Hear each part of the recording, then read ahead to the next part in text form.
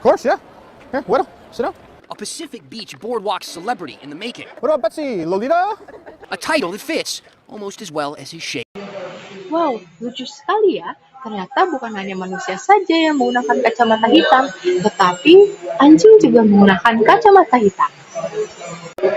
Namun, tahukah kalian bahwa kacamata hitam merupakan bentuk nyata dari polarisasi cahaya?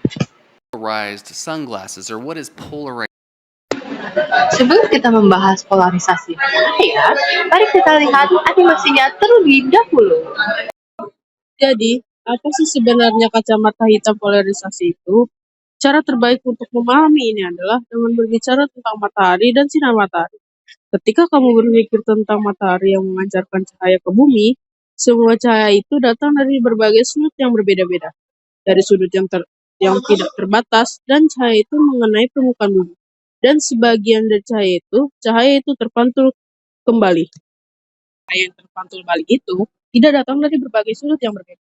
Biasanya, cahaya itu datang dari satu sudut spesifik, dan itu disebut cahaya terpolarisasi. Dan ketika kamu punya lensa terpolarisasi, lensa itu secara khusus memblokir atau membatalkan sudut cahaya spesifik itu yang sedang terpantul. Jadi, kamu tidak akan melihat pantulan atau silau yang datang dari permukaan tersebut.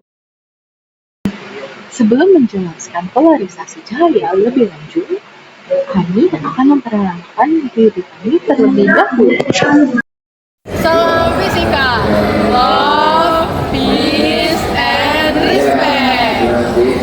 Assalamualaikum warahmatullahi wabarakatuh. Kami dari kelompok 4 yang beranggotakan saya Gabriela Margareta, saya Kirana Anjani. Saya Kayuani Sadriasa. Pada kali ini kami akan mempresentasikan mengenai polarisasi. Selamat menyaksikan. Jadi, apa itu polarisasi cahaya? Polarisasi merupakan proses pembatasan getaran vektor yang membentuk suatu gelombang transversal sehingga menjadi satu arah. Polarisasi hanya terjadi pada gelombang transversal saja dan tidak dapat terjadi pada gelombang longitudinal. Polarisasi adalah terserapnya sebagian arah getar cahaya. Cahaya yang sebagian arah getarnya terserap disebut cahaya terpolarisasi. Tapi tahukah teman-teman, ada 4 cara untuk mendapatkan cahaya terpolarisasi dari cahaya yang terpolarisasi, yaitu pemantulan, pembiasan ganda, hamburan, dan penyerapan selektif. Pada praktikum kali ini, kami melakukan polarisasi cahaya dengan penyerapan selektif. Tujuan dari praktikum yang kami lakukan ini adalah 1.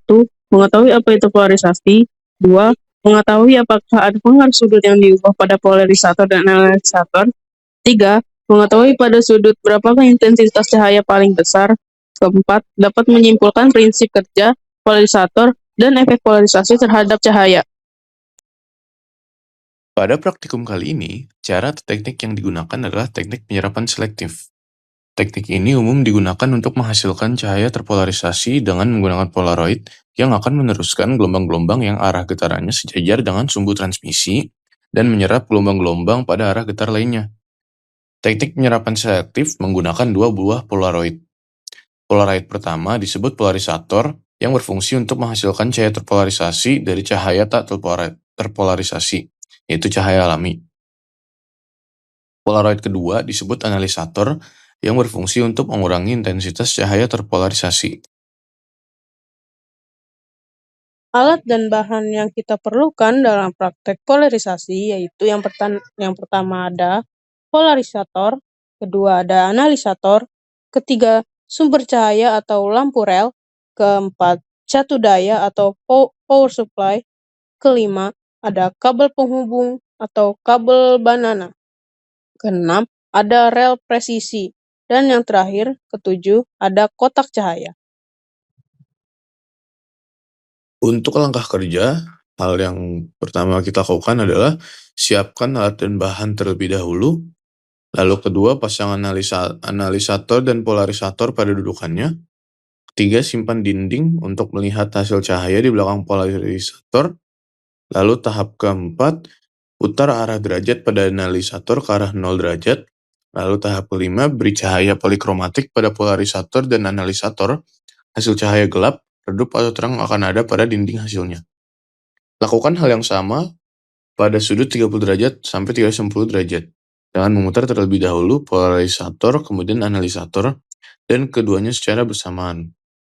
Lalu ketujuh, lihat pula hasil yang terjadi dan catat pada tabel pengamatan. Berikut adalah tabel hasil pengamatan.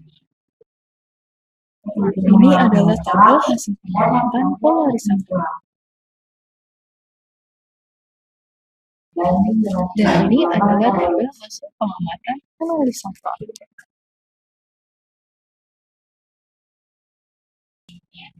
Berikut adalah kesamaan relatif dan ketelitian.